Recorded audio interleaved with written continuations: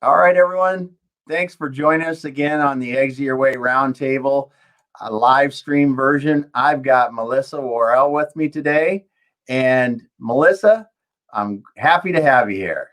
Well, thanks for having me. I'm happy to be here too. That's awesome. Well, you said you were riding bike. So you were riding bikes. So the weather must be nice there. So I'm in Iowa and today is a nice day. It's like 55. Now we will ride in the winter. We bought fat bikes on purpose so we can go riding in the snow and put some leggings on and put some gloves on and go out and tackle it. Yeah. Yeah. The fat bikes are popular. We have a lot of them around here in the Seattle area where I'm at. I see people riding them they're partially electric powered too. And they people commute with them. That to me is, I commuted with a motorcycle for a while and I would never get on a bike to do it because a motorcycle is scary enough. So in Des Moines though, there's some pretty cool places to ride, aren't there? Yeah, there is a ton of trails. Des Moines or Iowa has one of the biggest rides, RAGBRAI. It was obviously canceled this year because of COVID, but I think there's something like, thousands of riders that come from all over the states. One year they had Lance Armstrong. That was when he was in his heyday. And just for note, we do not have electric or motorized bikes. We are all human powered at our house. Yeah. All right. Yeah. So did they turn the old rail beds into bike trails there, like I know they did in some of the other parts of the Midwest? Yeah, there are a lot of old rail beds, which are great because you have very slight elevation or decline. You can ride for miles. There's a great trail out by Shenandoah that runs from Shenandoah, Iowa, out to Council Bluffs, and it's an old rail trail. One of the more famous ones around here is called the High Trestle Trail, and they turned an old railroad and they did this really cool track over a river. And it's just some of the beams are made out of old parts of the railroad. I sound very knowledgeable in that, but it's really neat and it lights up at night and people will go park and walk across it, but tons of bikers. That's pretty crazy. Yeah. I imagine being way up in the air and going across on a bridge kind of thing, which would be pretty freaky the first time you did it. Yeah. It's a lot of cement. It's very safe, but it's beautiful. There's some pubs along the way if you want to stop and have an adult beverage or a soda and places to grab food. I mean, you can go out on a Saturday and basically spend all day biking and none of it is too treacherous. I mean, you can get 25 or 40 miles or more. It just depends on what you're looking for and it's pretty flat. So you just kind of keep fueling on. Yeah. Very cool. Yeah. Very cool. So you got an interesting background, Melissa, and I'm looking over here at the your LinkedIn screen here and some other things, but you had owned a gym at a time, and you started working for insurance agents, companies, not agents, but companies. Just give me a little bit of your background and kind of, up until you made this decision. Yeah. And went into what you're doing now. Yeah, no, it's a great question. I'll try to give you the I'll give you the concise version. So after college, I worked at a Curves for Women. If you remember the franchise, it was a women's 30-minute fitness facility. And I was a science major. So I was going to go to school to be a pharmacist, go back for more education. And the woman, I worked at the gym. I wanted a free membership. And she goes, you should buy one of these franchises. I'm like, I'm a 21-year-old kid, 22-year-old kid. What do I know about that? Well, no fear, right? When we're young, we don't know what we don't know. I asked my parents if they would borrow me some money, which they've laughed at. And then ultimately made a business plan, went down with my mom to Waco, Texas to check out the franchise opportunity. And they gave me a home equity line of credit. It was not free money. It was borrowed money for a year. And bought my first franchise actually in Seattle. So out in your neck of the woods, I was down in Seward Park. And probably at that time, I was telling you earlier, the franchise was $20,000, which as far as franchises is very inexpensive to get into. Yeah. The checking account was $30,000. So that left me $10,000 of wiggle room, which when you think about starting a business now, I would never start a business with only $10,000 in the bank. However, you don't know what you don't know. Bought the first one. It went so well. I actually bought a second location. About a year and a half into the second location, realized I really loved being a single location owner. Like I really knew all my members and knew them by name. So I sold the second location to a member there and she lived out her dream to own her own business. Wow. And about 3 years in, I realized that luxury renewals, I wanted renewal business, but luxury renewals, hair, nails, gym memberships, if something goes bump in the night, it's the first thing that drops. So I started working or contracting with Farmers Insurance. So I started an insurance agency with them from scratch in the Green Lake area, right on Ravenna. And about a year into that, I sold my first location and used that residual income as the capital to help build my insurance agency. And then 3.5 years into being an agent, I loved it. My clients, I still remember my first client, her last name was Moneymaker. I won't give you her first name just to keep her safe, but she just to keep her in confidence. Yeah. But I thought it was a sign that her last name was Moneymaker, right? Like, how can your first client's last name be Moneymaker? And just a really great business. Farmers approached me about 3.5 years in or 3 years in and said, we're building these operations around the country where we have low market share, and we'd like to bring you in to help recruit, train, and develop agents just like you. So took that leap, sold my agency basically back to Farmers. Yeah. Moved to Cincinnati, moved to Wisconsin, moved back to Minnesota, all in that role of recruiting, training, and developing new agents.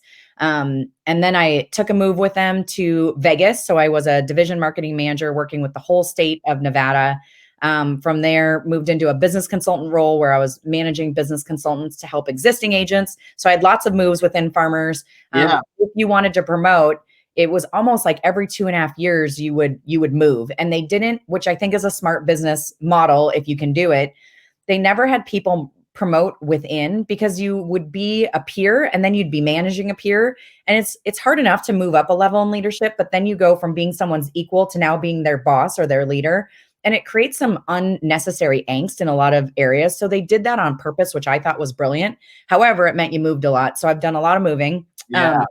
And once I was in Vegas, Farm Bureau Financial Services out of Iowa, they recruited me to come and be their director of recruiting out of their home office in Iowa. So they were about 1/10 of the size of Farmers. I really went from this giant company to more of a Midwest regional player. Some of the things that were amazing there is you knew all the managers in the field. You knew all the regional vice presidents. You really had relationships that were true relationships built on not what can you do for me, but you really liked them and genuinely got to meet their spouses, their kids. Like, it felt more family, which is the difference of a smaller operation or a larger operation.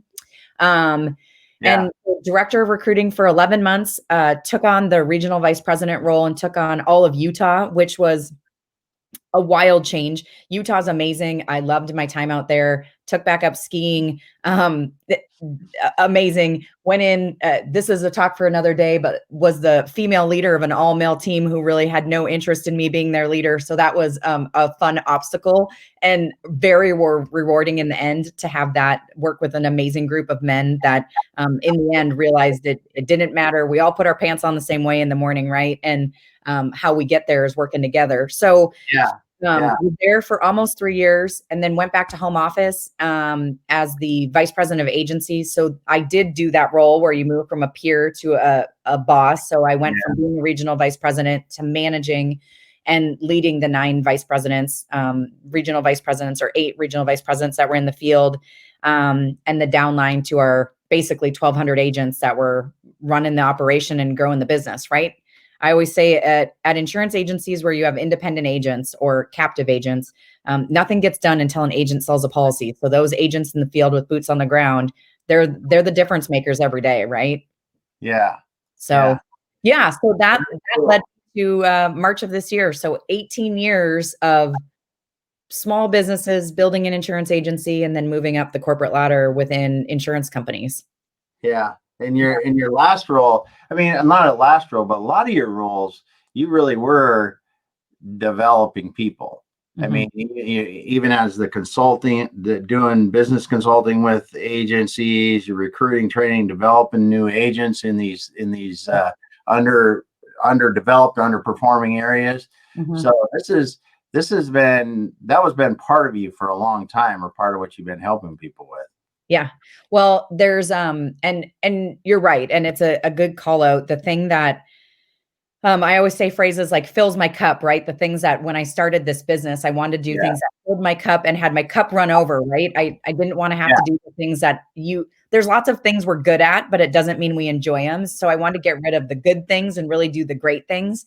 And helping people and watching the thing I love about insurance agents. And now this is going to sound a little silly, but it doesn't matter where you came from. It doesn't matter if you're high school educated or have your PhD. You can Yeah. be an amazing insurance agent and build a thriving, hugely successful insurance agency. And so, frankly, I love the underdog. I loved the guy or the gal that came in that didn't have the confidence. Maybe they'd never even sold before, but they had all of those core skills of driven. They had grit, right? Like they would skin their knees and it didn't matter. They'd just get back up and start tackling things. They could hear no all day long and knew that they were closer to a yes. Those individuals that it wasn't, it, they just weren't that they weren't the typical salesperson, and they had all the makings to be a great agent, and they loved people, right? So you can't get someone to be driven. You can't get someone to be just a good person with a heart to help others. And so that ability to seek out those agents that maybe didn't see it in themselves and to help them be successful. And it's not that you did it for them, but it's a partner. And so that really correlates to what I'm doing now, because my entire role is to be a partner with my clients, for sure. Yeah. Yeah. So that had to be pretty interesting when you were developing agents, because what kind of a fallout is there when you look at that? And for every 10 agents that you would see come in, how many would make it? Yeah. So I think the industry statistics are something like 20 or 30% survive. And that might even be, I bet it's 40% or 50% in their first year. Oh, we got those technical difficulties here.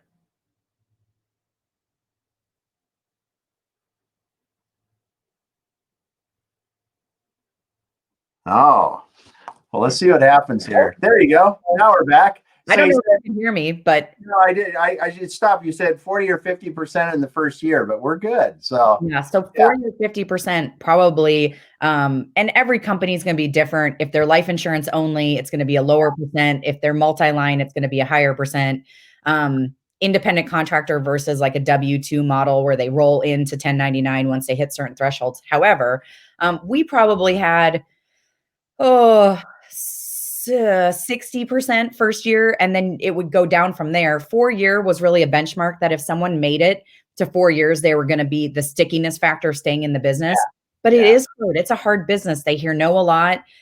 It's very price driven. So whether you're offering better coverage, you're doing things differently on really educating your client, you really have to create that wedge to be able to keep that client long term. Yeah. Now this is something that I'd like to ask a couple of questions about, because there's a lot of people that are trying to sell things, right? Yeah. And insurance, I think, is interesting because most people look at the price, but they really don't consider the coverage. And you talked about creating a wedge, right? Because I don't necessarily mean for insurance, but you've got a ton of experience helping people sell. And I just think it's an interesting topic all the time. You can, from the stuff I do, you can kind of tell that. But so how the heck do you help somebody, help to educate someone enough to really go that, hey, yes, this is $700 a month, and someone else is going, it's $575 or something, because there's a point where it doesn't make a difference to somebody, but there's a point where it starts to make a difference, and you go, how do you really create the awareness in that to keep somebody around when it's the best thing for them, probably, in a lot of ways, because there are always people that are going to go, oh, I can get it for you for $50 less. And at the end of the day, less isn't more in insurance. And insurance is one of those things where it's not. Yeah, it's true. There's so many, like when you're talking, I'm listening and there's so many things popping in my head. I had a leader once tell me, and I love this line, you better not sell, if you're selling apples, you better be selling oranges, because apples to apples is basically validating that their current agent gave them what they need. So, or you're selling a better apple, right? Like you're not a Red Delicious, you're selling a Honey Crisp. And so Yeah. these analogies are interesting, but what I mean by it is, what are you doing that makes yourself different? So every insurance agent has the same thing that they offer, right? They're going to offer auto, they're going to offer home. If they're great, they're going to add an umbrella to every policy, because nowadays there's no reason that someone doesn't add it, especially if they own a home, have cars, have kids, have pets, right? All of those things are extra opportunities. I'm going to sound like there's lots of risk out there, but you never know. Nowadays, cars don't cost 20,000, they cost 100,000 or 50,000. You have an accident and all of a sudden you realize you don't have the right coverage and you're selling your house, or figuring out how you're going to pay this lawsuit that comes to fruition. Yeah. So for me, biggest thing with agents is you can't sell over the phone, right? And everyone wants to think they can send a quote, they can sell over the phone. You've got to be able to make that connection where you're creating a bond, right? We talk about in our networking events and all the things we're doing, you want to make real relationships. Well, how do you make a relationship if you're talking to someone over the phone or sending them an email quote? At that point, you're no different than Progressive or Geico. And they have set their model that way and they have it down. They have spent millions in marketing to do it the way they do it. However, a local agent is never going to create a wedge by trying to be that person. We also talked about, how did you create referral partners? How did you create networks where people would send you business? What I found is whenever my price was lower, I actually had people who wanted to wait because it sounded too good to be true. And we, I think, learned that in 6th grade when they're like, if something sounds too good to be true, it's too good. Well, sometimes the price is less, right? Depending on their rating, maybe your insurance score or how they're underwriting, you're showing up at a better rate. Most people, up to about 20%, you can close that deal if it's 20% higher by doing the right things, helping with the education, creating a relationship, finding things in common, being a local agent. I'll pay more all day long to have an office that I can pop into and physically see that person. And how this correlates to any other sales process is, how do you make sure that you have that connection where it's, are you sending personal thank you notes? Are you doing things that make you different? Any new homeowner I had, and this is a long time ago, they would come home after they were a client of mine and they would find a fire extinguisher with a note and ribbon on it with my business card to put under their sink, because no one remembers you need to buy a fire extinguisher for your kitchen.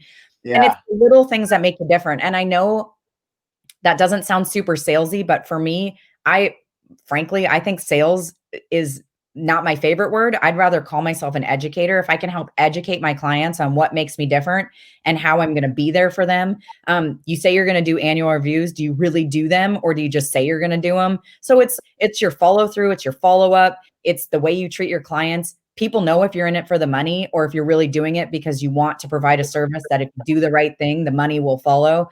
All of those things. It's, I don't know, being good to other humans, right? Like people want to work with people that they like and trust. That stuff hasn't changed for hundreds of years.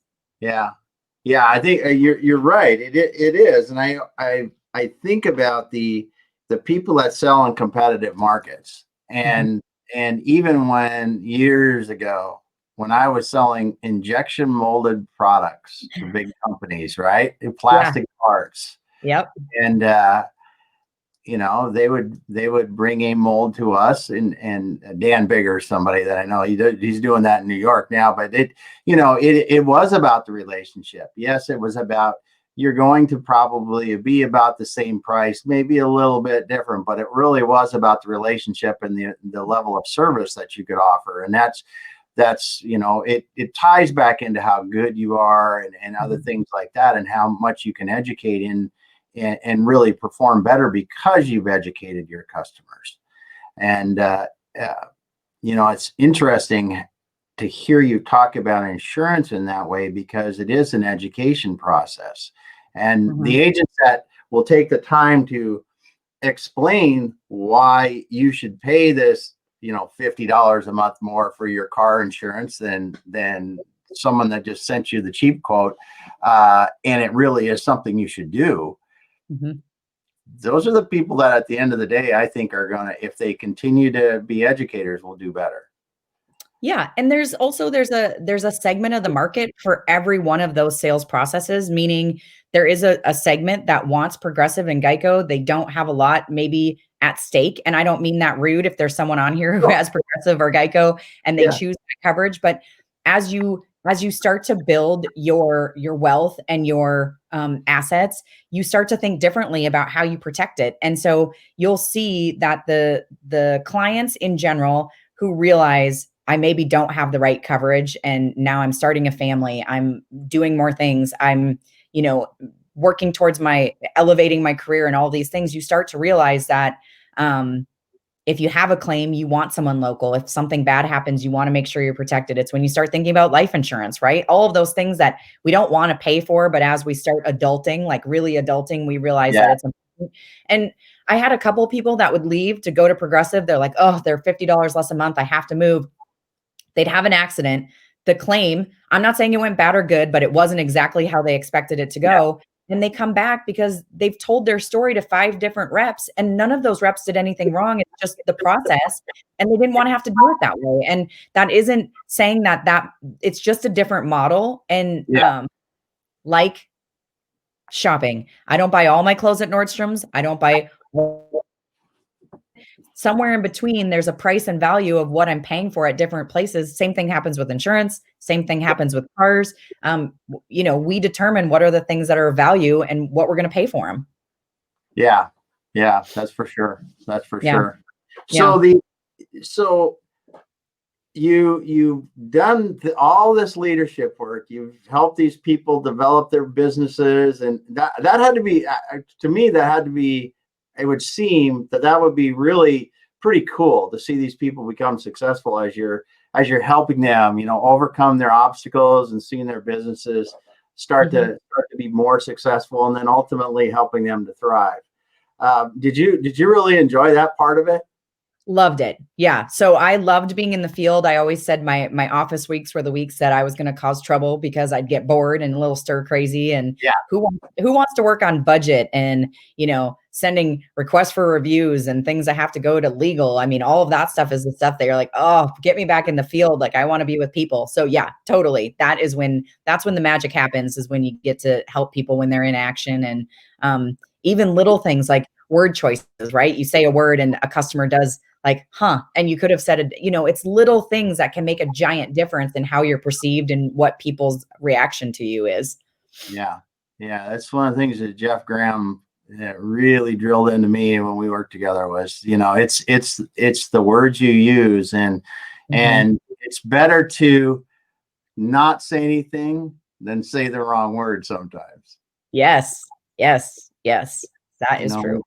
we rush to speak to fill the silence, but it's not necessarily the right thing to do. Yeah. Uh, but that's cool. So you're sitting here, you've been Yeah. developing all these people, you're Mm. you're getting things to go, and then you decide it's time for you to try something else. And how the you know, so you've been admittedly you've worked for companies for quite a while now. And Mhm. now you said you're ready to go out on your own. What really gave you that boost to go, okay, it is time to do this myself again. I want to be out there on my own. Yeah, so I don't know if I had this epiphany or maybe I had a kick in the behind. I think it's more of a kick in the behind. So, in all fairness, our company had a CEO change in January of this year, 2020, and I told my boyfriend, who's now my husband at the time, I'm pretty sure my role is going to get eliminated. And he's like, "No way! Like your performance reviews are excellent." I Yeah. said, "When you report to the C-suite, right? So my boss was the CMO. When big shakeups happen and he was the other person vying for CEO and he did not get selected, I my gut was telling me this is going to happen. So I Yeah. started getting some things ready, right? Like thinking about what does that look like? Are my bills in line? Do I need to look at my budget? Like, when you have a decent salary, you don't really think about budgeting. You have a budget, but you're kind of doing your own Yeah. thing. So on March 2nd, I had a meeting with my new boss and I went in with a pile load of papers, probably like this high, ready to go, of all the projects we were working on, getting ready for manager conference, all these things. And I walked in the room and your heart drops or your stomach sinks when you see HR sitting in the room, because Yeah. it's no longer the meeting you thought it was. And ultimately, I felt like I knew it was coming. Anyway, they did HR and the company did very well they offered me a severance package, and I, you sign that all things are well, and it was. And frankly, probably the first month I was hurt, pissed, angry, all of the emotions you can think about. And at the end of the day, many of you that are on this are active on LinkedIn. I stumbled upon Kirsty Bonner's link on LinkedIn, and we started connecting. I sent her an email. I hired her immediately as a career consultant, and she put me down the path of talking about my why. And it was funny because at the time I was like, man, this is elementary. Like, I've been in business for 18 years. I know what my why is. And I would tell anyone on this call, like, my why was so different 18 years later than it was along my career. And what Kirsty challenged me to do was to figure out what were the things I said that I'm great at versus just all the things you could be good at. And our first call, she said, you should be a coach and consultant. I was like, no. I'm just going to go back and work for a company, keep plugging away, stocking up money in my 401k. Like, I'm good.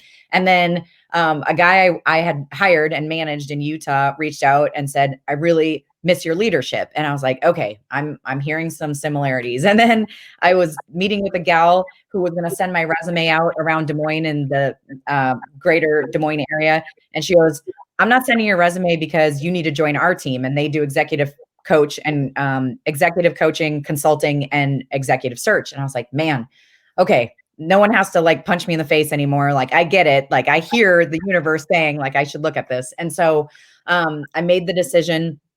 I was going to go get some true coaching certification, go do a program, make sure that all of the street smarts, right, that I had done throughout my career would really mirror some of the book smarts that I needed. I went back for my MBA, but coaching training was so much different than that. And beyond thankful that I went to Coach U for my coaching training, and then start building it into practice. I went and did my certified business coaching certificate with the Professional Business Coaching Alliance out in New York.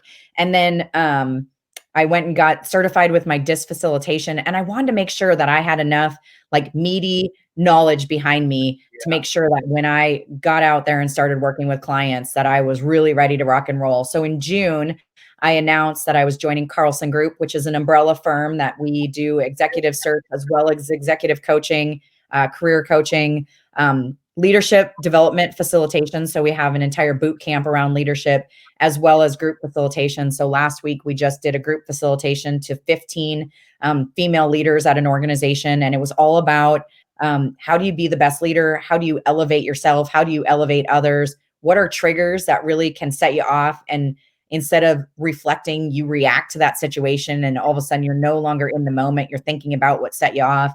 And it's just those, the ability to see people have those aha moments. That's why we do what we do, right? It's like, that fills my cup, and seeing people say, oh man, I didn't think about it like that before. Coaching is never been about telling people what to do. That's more of a mentor relationship. Coaching is really that ability to help someone, whether they're stuck, right? So I do career coaching, which is people maybe in a job they like or don't love, but they want to maybe switch industries, switch companies, do something in that vein. It could be, I need help with, as a starting point, like take a look at my LinkedIn, right? We are on LinkedIn all the time, and you see great profiles, ones that I'm not a LinkedIn expert, but you know, ones that stand out versus ones that are just kind of middle of the road. And then I also work with emerging leaders. So those are really those folks that are looking to be on succession plans. They're currently directors, VPs. They want to move up to C-suite in that arena of executive presence, leader. I almost said president. The election is clearly on my mind. Executive presence, leadership development, things like one of my clients today, she's likely moving roles. And so she's like, I don't even know where to start. Like, I've never done this role. Where do I start? And I said, well, let me ask you some questions. And part of coaching, there might be some coach consulting, is that they get to a point and they just want you to give them an idea, but you always want to help them first, try to come up with some of the ideas or open up their lens of where they're going, because it's more powerful. Like, if you come up with the idea versus me telling you what to do. Any leader that just tells people what to do, I'd say you're probably micromanaging, right? Give your team the ability to pull those great ideas out of them. They're there. And then the third area that I focus on is small business and entrepreneurs. So being that I have owned small businesses and been in that franchise entrepreneur mindset, how do they take a business that is maybe doing okay, but has the opportunity to do better? That small business owner, the person that was just like me, where you, like we talked about earlier, you're really good at sales, but you don't know the ins and outs of a business. You've never ran a P&L. The word QuickBooks make you start to sweat because you can't imagine having to work with QuickBooks. Hiring staff makes you really uncomfortable because you have no idea where to start. All of those things, those are my sweet spot of the people that really I want to work with. And I think with coaching, the more you stay in the vein of things you've done and things you have knowledge about, it's not about telling your clients how you did it or what you did, but you have that underlying experience that you're going to see things that bubble to the surface quicker than I'm not a life coach, right? Like that's not my area of expertise. It's not a path that I want to go down. So picking that area where your sweet spot is. And I tell all of my clients and I have a 30-minute intro call, and I tell job is to interview me and my job is to interview you. If we don't think we're a good fit, it's not a good one for anyone. And it's okay if you say, Mel, I need someone who's maybe a little less energy or doesn't talk so fast or da da da da da. And same for me, like someone that moves, you want to be at a similar pace, cadence, energy level. Those things are important as you're trying to work together. It's really about partnering to overcome whatever obstacle or that hot topic that's on their mind right now. That's cool, because it is like that, and people don't. And back up a little bit. It's, first of all, I think it's cool that you went back and got some different certifications. There we go. Yes, sure. Got it out finally. The certifications, because there are so many coaches that you see, that people that call themselves coaches, that don't have the certifications.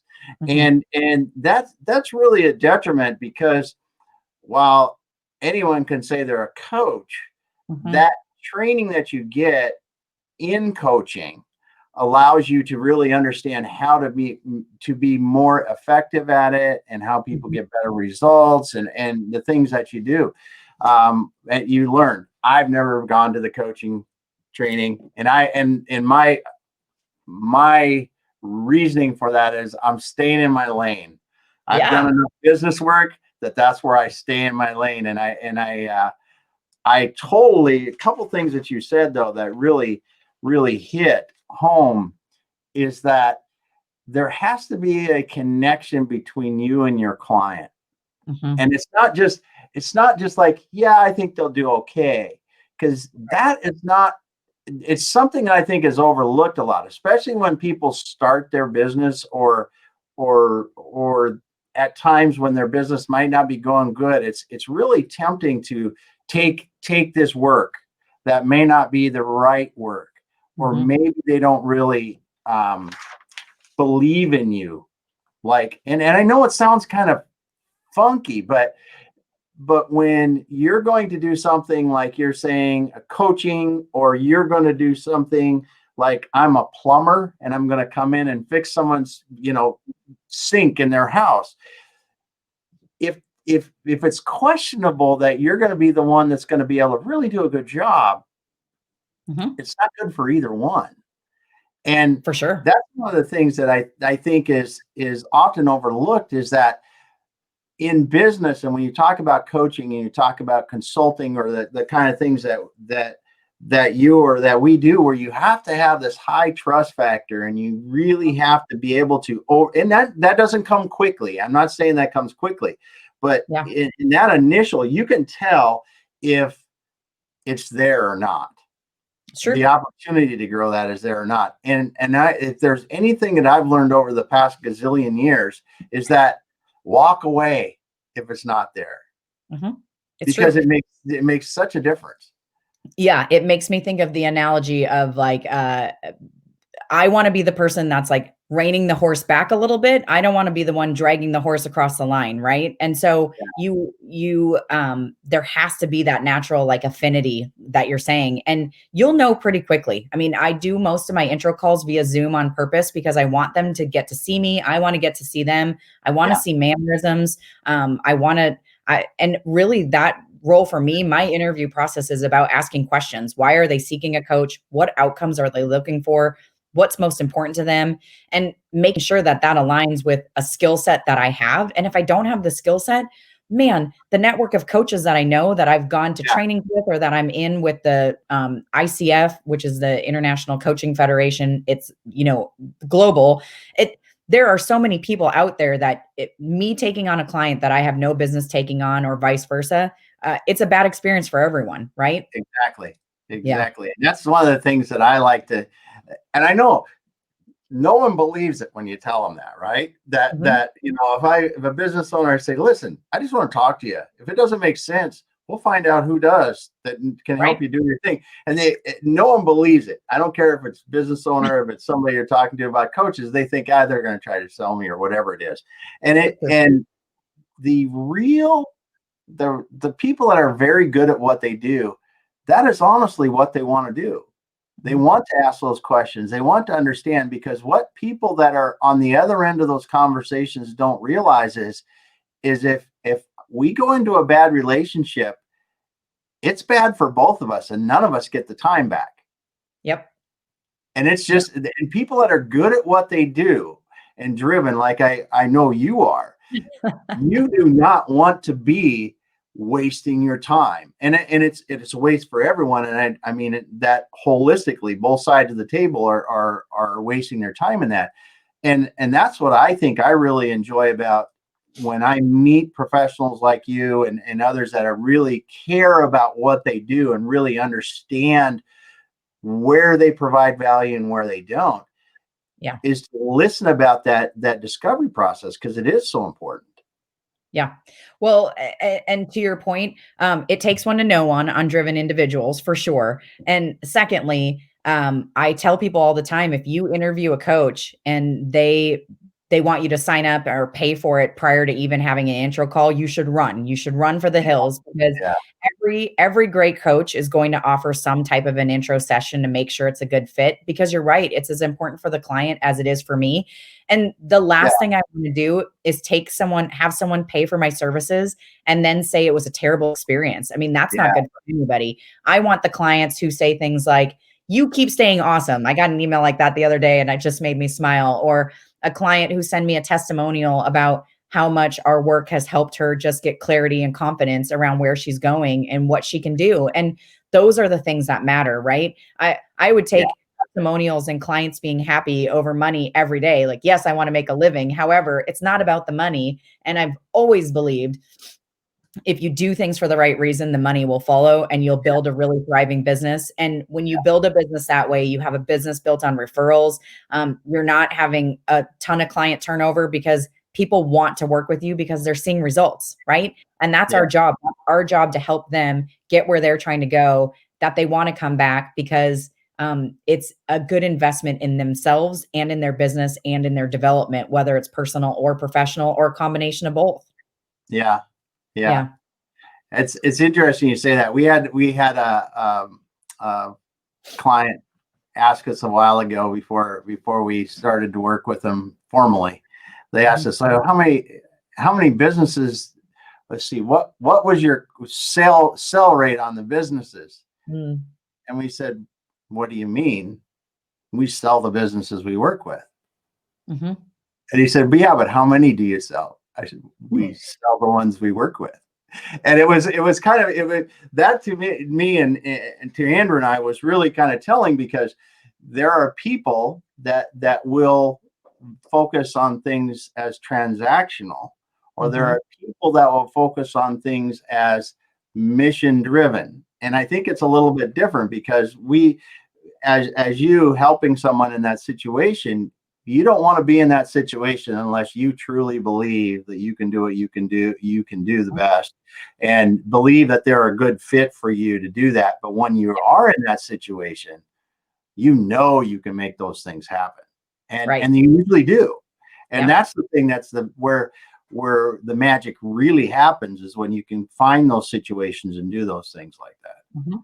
Yeah. So And you know this with your clients, you're bringing things up and they're doing the work, right? So yeah, they're not giving me a list of to-dos. They're saying, yeah, these are the things that I've identified that I need to work on. And whether you're working professionally or personally, those are things that I can't accomplish for them. However, we're working to navigate what are those key things and what needs to prioritize to the top, what should be delegated. And you're doing that with business owners too. It's like, man, all of these things that you've taken on, what are the most important things? If you're worth X amount of dollars per hour and you're ending up doing the things that are $15 an hour work, how do you move those off your plate and start spending the time on the things, one, that you love to do, but also the things that are driving your business? yeah, It's so fun to see that moment like, oh man, I've been doing all these things that probably I've been tolerating all of these things that just grind at me, or I've set no boundaries with my space of saying yes all the time, right? All of those things that we naturally do because we want to give and be helpful. However, we end up that all we've done is give everyone else all of our time. And how do you set, you still give, but have some boundaries about what you do. So yeah, it's just those aha moments, or you can kind of see the moment when someone sits back and they're like, oh man, yep, yeah, that's a good one, right? Like, and it's not something they haven't thought about before. It's just how do you take that thought and put it to action? So yeah. yeah, yeah, it's great. Cool. That's very good. So when you're going around and you're talking to people and helping them with the coaching now, Mhm. what do you think the biggest thing you see with COVID right now? What is the deal? What's really weighing on people with COVID right now? Yeah. Um, so frankly, with all of my clients, one word that comes to mind when I think about COVID is lack of connectedness. It's the how do I get my team moving forward when I can't go take them to coffee? I can't take them to lunch. I Yeah, can't see them. My clients that are independent contractors, how do I go network and build a business when I can't meet anyone face to face?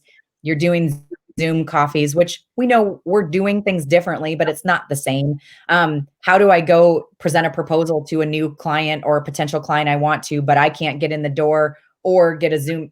There some of those things have become real obstacles. I'm trying to think. I'm just running through the list in my head of things that we no, talk that, about.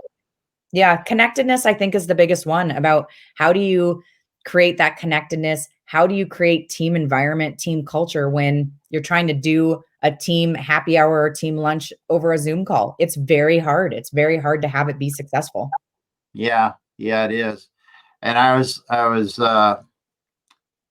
Gary Vaynerchuk did post, I believe it was this morning, about how commercial real estate is going to change through this. And this is something that I believe is going to be permanent, to a fair amount of this, to where the work week is going to be much different. Because when you look at metro areas like Seattle, Los Angeles, or just pick anyone, right? Really. And his point is that these cities that are an hour and a half out of these metro areas now become a target for people that actually work in those metro areas, because if they've only got to come into the office once a week, Mhm. driving an extra hour and a half that one day a week is not a big deal. For And sure. I really think this is my back to the reasoning behind this connectedness, and the Zoom fatigue and everything else people is seeing. We do have to come up with some ways to overcome this. Yeah, it's true. And it's interesting, just that whole idea of someone that now lives an hour and a half away. It's also going to change how managers who have been micromanagers, they're going to have to learn an entire new way of doing Oh business. yeah, yeah, The ones who have been non-micromanagers, this just feels like status quo. Trusting your people and knowing that the right people in the right roles are going to do their job, and they're probably actually working harder because they don't have commute times. They're available to be on all the time. yeah, And how do you create balance in that environment too, of not having the person who will work all the hours say, okay, you need to shut off at 6 p.m., right? Like have yeah, yeah, some life balance. But yeah, there's so from both ends of the side, or both sides of that coin, from the micromanager to the how is they're both finding new ways to operate in this environment. That's a good point. That never thought about it. This has to drive micromanagers crazy. Oh, yeah. Oh, yeah. Like, I feel like I don't think so-and-so is working when they should be. Well, part of working from home is, do hours have to be traditional, right? Like, what does the definition of success look like for a workday? Does it now have to be that you're in at 8 and you leave at 4:30? Probably not. So if Yeah, someone wants to work from 5 a.m. to 7 a.m. before their kids get up, help them get their school day started, and then log back in after dinner, why should that be a problem if they're still getting their work done? It yeah, shouldn't be, right? And our ability to be flexible and have some grace with people that life situations have changed immensely, with kids not being in school and lots of other things. Uh, yeah. the leaders who keep that flexibility and realize that we're people first are going to thrive and more than survive in what's happening right now. Yeah, yeah, that's a big part of it too. Is we are people first, and there are that I tell you, if anything's happened with the video and stuff, is the humanity has really been brought back into business because it's forced. I mean, when you got like cats and dogs and kids and and spouses and grandparents and everybody else moving around behind you, or something happens and they have to shut the camera off, it's just a part of it anymore. And I really, other than the not being connected, Yep. I really think that there is a ton of positive by being able to do more of this from home, because I was one of those. There were 2 years. Well, it doesn't matter. I've had 100,000-mile flying years. I know you've had tons of travel like that. Yeah. I've had 2-hour one-way commutes for more than a year at a time. And you think of these things, and you go, that wears on you. Oh, That wears on you. Like, for those people that are listening that have traveled and woke up in a hotel and gone or come back from a meeting and gone to the wrong room number because that was the room number you were in the night before, yep. you know what I'm talking about.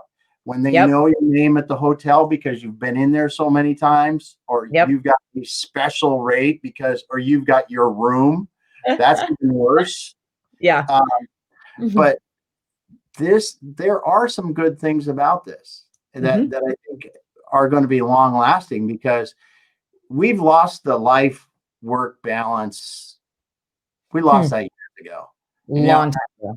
And I've always talked about the integration, because that's what I ended up doing. I'm a workaholic, but that's another story. But the now people can actually, if they do it right, they've got this time back. Because if you're going 2 hours of commute a day, even if you're not driving, if you're sitting in a bus, if you're on a train, you don't have that time now. What are you doing with it? I mean, Yeah. the personal development, the reading a book, hugging your kids, whatever the heck you want to do, paint a picture. Dinner with your family, right? Yeah. I think that's to me is really pretty special. And Yeah. COVID sucks. COVID sucks. But I had 4 months with my kids that I'll never have again. And because my kids are older, and that's you just got to look at those kind of things. Go, there's some good that's come out of it. And I think the long term good though for people is maybe we'll get a little bit of our time back to really be able to live a little more. And staying connected will no longer be a quick text to check in. Like, hopefully having a FaceTime call, writing a letter, right? Like, doing things a little differently. I don't want to say get back to the basics, but get back to the basics. We were so, Social Dilemma, one of my favorite videos that I watched recently on Netflix. I mean, it makes you think about, why are you doing what you're doing? And should your time be better served doing something else, like having a real conversation and connecting with someone in real life like we are right now? And valuing that sometimes it's not about a massive sum. It's about a close few that really work well together, and that you're all working to help each other be successful. I mean, you think about this, right, in the networking aspect, but even in life, like, are you a person with a bunch of acquaintances, or do you have a few really close people that you really nurture it because it Yeah. matters? I don't know. Yeah. Not to get too tree hugger on you, but No. That's hey, that's 100%. Because I read what was it, Power Connector or something like that. And they were talking about 150 connections, in the different circles and this kind of stuff. And I said, well, I know a fair amount of people, but when I come down to the people that I'm going to call when the battle is starting, yep. it's not 150. No. And the ones that I call, I'm going to be pretty happy with. Yep. We probably been there before, so it is. But you're right. It's getting the real relationships and building those and making the best of the time we've got. But it's cool to see the transition that you made this year. I know it has to be crazy different. So different. Yeah. But hopefully that the opportunity to get out here and what's this? I got something going on here. Oh, never mind. I had a notification came up that I've never seen before on my screen. I was like, what's going on? But it gives you the opportunity to really rethink about this, because I'm sitting here thinking you're at the beginning of this, and it's not like an agency or your gym or something like this. It's you. Yeah, it is. And this has to be a bit of scary freedom, because you just put yourself into something where you don't have to be anywhere any certain time of the day other than have a connection like this. Yeah, it's so as we get to know each other better, I'm a very impatient person. So while it's a benefit, it also can be a curse. So I am extremely calendar bound. I live and die by my calendar. I work very hard to have, opportunities to talk to people I know, share with what I'm doing, stay connected with other coaches. My client list is growing every day, which is fantastic. Besides the hour I book with my clients, I book an hour extra for pre and post work, because I do follow-ups with them. I do review what we've talked about in the past, in my mind of where we've been, because for me to be the best person for them, I have to be prepared. But I also want to make sure that I provide extra value at the end, whether it's a resource on time management, a resource on managing up, a resource on collaboration, or women in the workplace, right? All of those things, that's part of my responsibility to them. You get to do the joy of being a business owner, of spending, 2 hours on the phone with Dropbox because you saved all your files and they disappeared off your computer. So, those things happen. The joy of owning I don't have an IT department anymore. And so, all of those things, but man, it's a ton of fun. I actually, I told my mentor coach. So I have a coach that isn't a formal mentor, but I have a mentor coach that I hired, and we talk all the time about like, what do I want my clients to look like? And there are coaches that have 40 clients. There's coaches that have 70 clients. I don't know how they do it. Like, I really want to build to about 25 clients where I know I have the time and space that if they need a 15-minute call or an extra pop in because something just happened that they need to talk about, or something happened where they're navigating a big change that just got announced at work, I want to be available to pop out. My mentor coach, and this maybe is too much sharing, but she said if I had 9 paying clients in 12 full months, like, it would be doing a really good job, because it's a hard business to build. And I'm at 8 clients after announcing in June. So, I mean, I'm doing well. Now, for me, do I feel like 8 sounds like enough? No. And it's not about the number. It's just, I'm used to being so flipping busy, right? The go bag, you made the comment about hotels. And for me, it was never going to the wrong room. It was waking up and not remember. I couldn't remember what city I was in. I had to kind of do like that mental check, like, where am I? So I love waking up in my own bed every day. I love that I get to help my clients from all over the country. And it's just, I get to do what I love, right? Like, there isn't a part of my career anymore, building this practice, that isn't something that is a great in my book. I don't have to do the things that I'm just good at because it happens to be part of my job description. I'm writing that job description, on a daily basis right now, for sure. Very cool. And that is great. That is great to hear. Um, yeah, yeah, that's awesome because it is like that. When you have done the things like you have, and you come full circle back into this again, Mhm. and go into it. Um, I'm envisioning how your experience has really prepared you for this, and I'm sure your clients really benefit from that. Oh, Um, it's cool. It's cool. well, thank Well, you, Dan. That's very kind. I just think it's cool. See, that's me, but because I think that it's just one of the it's those things that our background sometimes just comes together the way that we don't even realize it should, but it does, and it really is cool when it Yeah. happens. It's like that song, "It's a Happy Accident," right? Yeah, exactly. There you go. There you go. That's it. 100%. Well, Yeah. Melissa, it's so awesome to get to know you better, and to just hear your story and feel your passion and understand what you're doing and how you're helping people. But if people want to reach out to you, what's the best way to get a hold of you? Sure. So LinkedIn, I'm on LinkedIn almost every day under Melissa Worrel, and it's Worrel. Or they can reach out. Email's probably challenging to do over line, but cell phones Yeah, 515-314-0525. Again, that's 515-314-0525. But yeah, I respond to all my messages in LinkedIn every day. I'm on LinkedIn every day. I don't post every day, but that's by choice. And yeah, so it's great. And Damon, I appreciate you asking me to be on the broadcast with you, and just have enjoyed myself immensely. It's been great. awesome, awesome. Well, until another time, we will end our broadcast today. But thanks everyone for taking the time to stop by, and Melissa Worrell, and thanks for stopping by. Love to have you. Thank you.